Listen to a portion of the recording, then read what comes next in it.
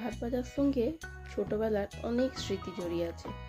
ছোটোবেলায় না fried rice চিনতাম ভাত ভাজাকে ভীষণ ভালো খেতাম।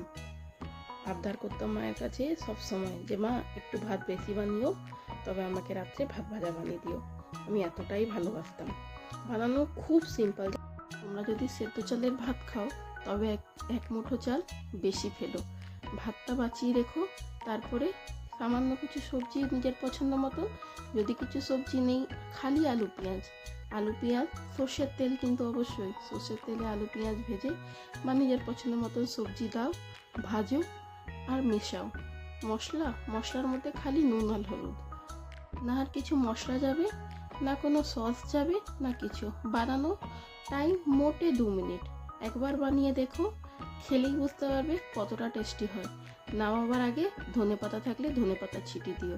আর যদি ডিম খেতে পছন্দ করো তো ডিমও দিতে পারো, ডিম দিলেও কিন্তু বেশ স্বাদটা বেড়ে যায়। আর বড় বড় রেস্টুরেন্টের ফ্রাইড রাইসকেও কিন্তু হার মানাবে এই ভাত ভাজা।